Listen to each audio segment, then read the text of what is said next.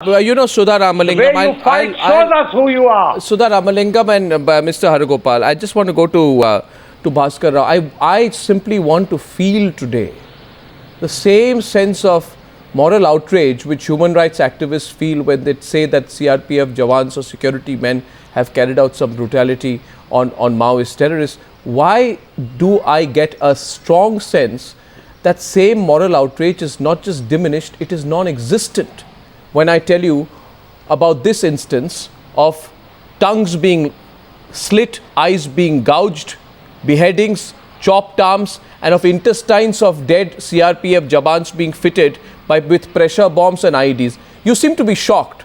But honestly, I don't see the outrage in either Professor Haragopal or Sudha Ramalingam.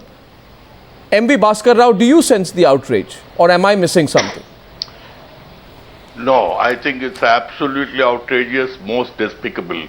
What exactly the Maoists have done is something like what the Pakistani soldiers have done to the Indian soldiers. Now I would say, let me tell you that the Maoists always wanted something called red terror. Whenever they do something like this, kill people or otherwise, they always want to spread the fear among the forces. So this is not something which is new. Now this is even in late 1960s, early 70s, when there was this Naxalite movement in Srikakulam. The Maoists at that time, the Marxist-Leninists as they used to call them, they used to kill the class enemies and collect all the blood, dip their fingers in that blood and write slogans on the walls saying Inqilab Zindabad, Maoists are chairman, this, that and the other. So now I would say this has gone a little too far. Earlier it was only they were resorting to killing people, killing mostly the policemen and also the innocent tribals and those others by merely stamping them that they are police informants.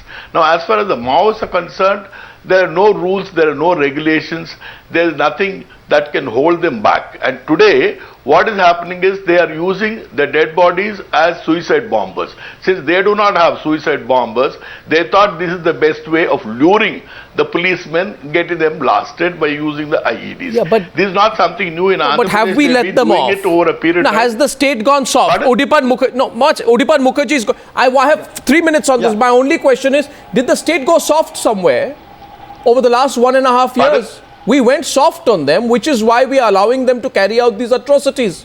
We haven't put fear in the minds of these Maoist terrorists. Political compulsions have come in the way somewhere. Yes, Udipan.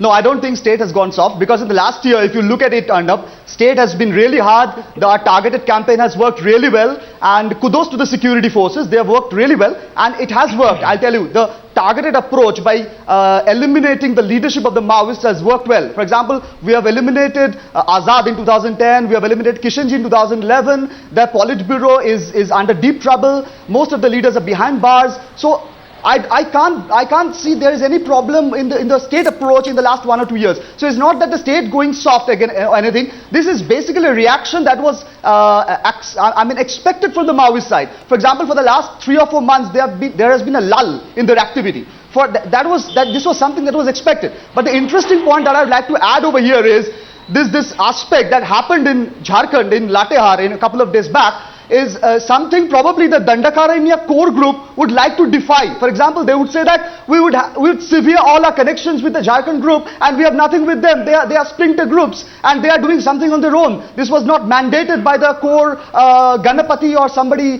sitting at the Politburo. So they will create this sort of a detachment with the splinter groups in other states, Udipan, I get your point. However, I want to see... No, Professor Haragopal, I don't want to get into the hierarchy of the Maoist organization. Professor Haragopal, I want you to take a position today on what these Maoist terrorists did. Now, in this case, even if the Jawan who was mutilated had not bled to death, he would have died if he had even moved 1 centimeter to seek help. If he moves 1 centimeter to seek help, he explodes. Professor Haragopal, tell me, how many covenants or laws on human rights does this violate? And will you and Sudha Ramalingam now hit the streets, carry out a morcha, have a silent march, and even a candlelight vigil. Right. Take, take up, go on the streets against what they have done. So I have to ask two questions to you. One is that, see, if you look at the history of the civil liberties movement, all over the world the civil liberties movements have come up when the state started indulging and crossing the limits of the law. I mean, that is the origin. So you are actually justifying this. I'm quite surprised. I'm quite surprised. This is going the wrong. State when it exceeds the limits.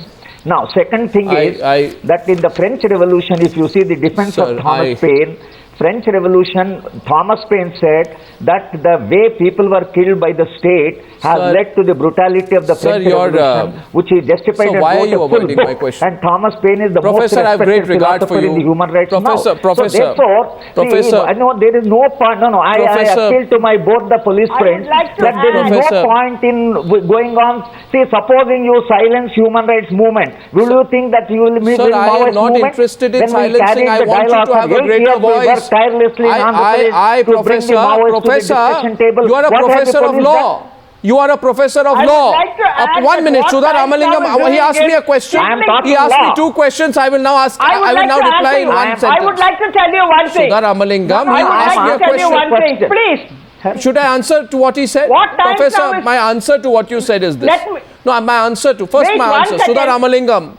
My answer to the respected professor. No, why are you embarrassing the civil liberties movement? I just Professor, why should you feel embarrassed? Why are you embarrassing civil liberties movement? But why are you feeling embarrassed? No, if you are supposing all civil liberties movement are silent. Let's say that for next 10 years we are silent. So why are you feeling embarrassed? The Maoist movement? Sir, if you don't hold a candle for these... society is why are you... Professor, respect the civil liberties Professor, you're a very senior man. We have tried... You're a very senior man. I don't want to embarrass you. Why don't you recognize that? Professor, one minute. Why are you going on asking the embarrassing questions civil liberties Professor, why should my question be embarrassing?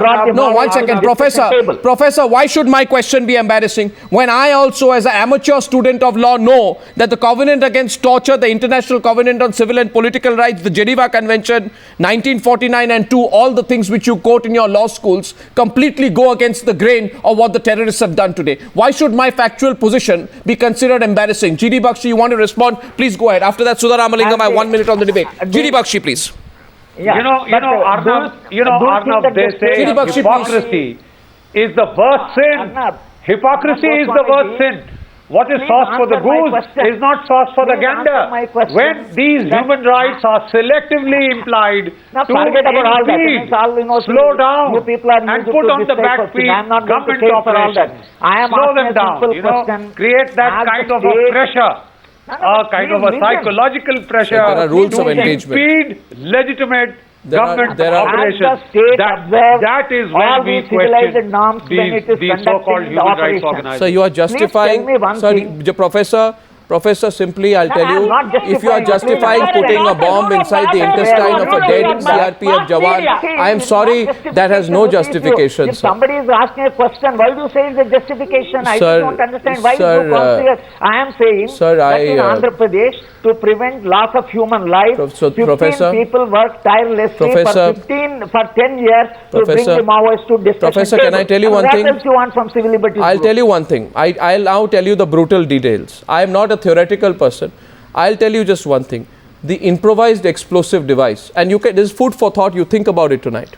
And you ask yourself whether you're right or wrong. The IEDs was fitted into the stomachs of the 2 personnel. The one in the body of CRPF Jawan Baijnath Kisku exploded, inflicting further casualties. I don't know why you want to try and justify that.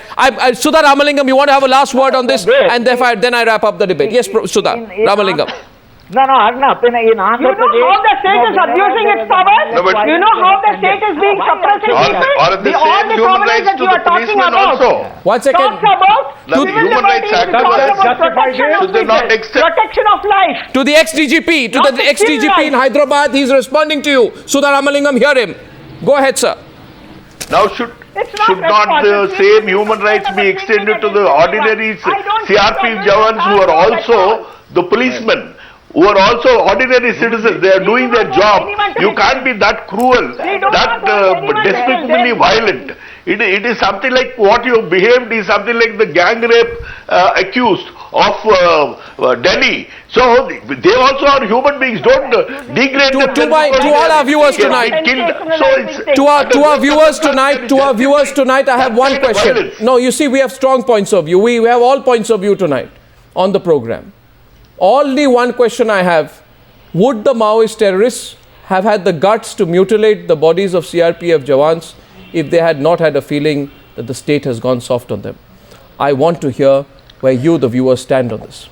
And I will be back tomorrow at 9 p.m. with the relevant story and the straightforward debate. Till then, only till tomorrow night, 9 p.m. Ladies and gentlemen, good night and goodbye.